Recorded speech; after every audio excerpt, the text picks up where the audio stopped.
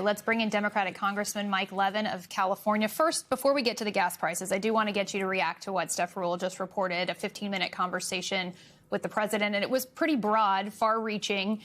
What were your thoughts? What were your takeaways? Well, Steph got more access to the president than members of Congress do. We haven't been briefed in the last couple of weeks, really in a meaningful way, by the president or his team, save for one briefing that really was inadequate. And here we are 3 weeks into a war with no end game, no coherent strategy. And we're being asked now, I'm on the Appropriations Committee. They're asking us presumably for $200 billion. But we have to read about the details in the paper just like everybody else. It's completely unacceptable.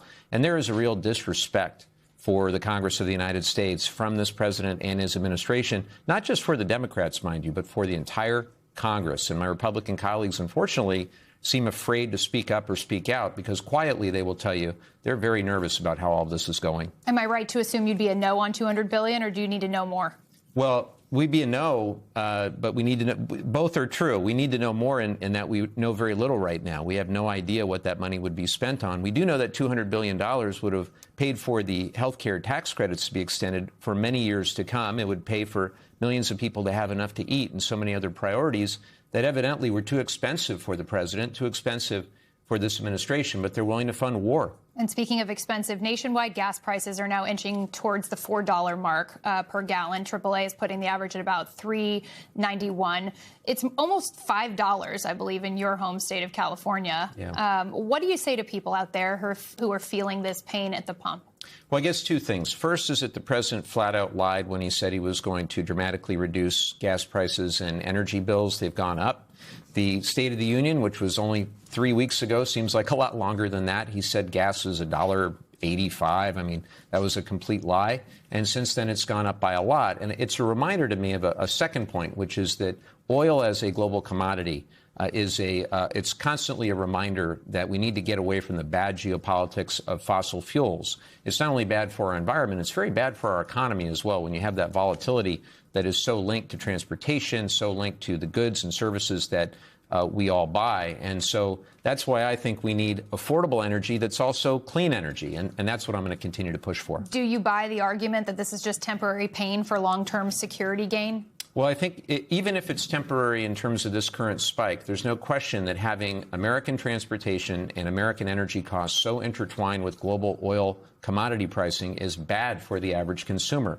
It's completely volatile and completely unpredictable, and we're seeing an example of that in the last few weeks. You're proposing legislation to try to ease some of the pain on Americans. Explain your legislation. What's in it? Well, it would bring back some of the policies to provide tax credits for clean energy, solar and wind and so forth. I know the president hates wind. It doesn't really make a lot of sense.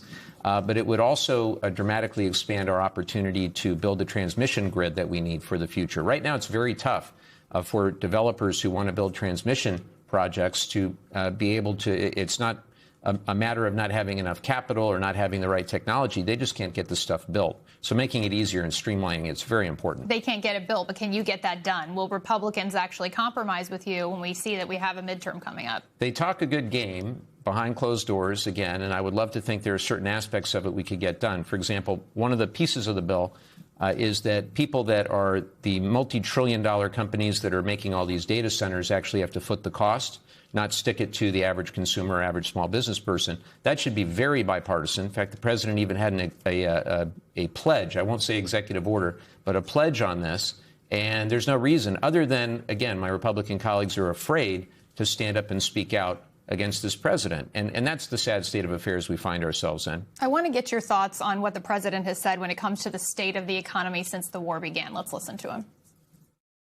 The economy was great. Oil prices were very low. Gasoline was dropping to, we had $1.99, $1.85. We had great everything.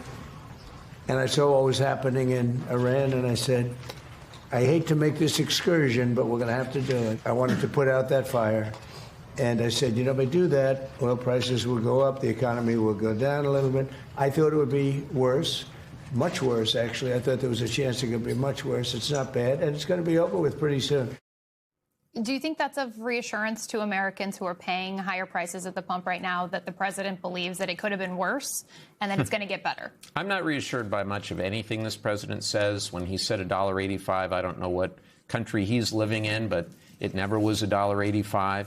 There's no question that we need to address fuel prices just like we need to address electricity prices. Remember, during the campaign, he said he'd cut electric bills in half.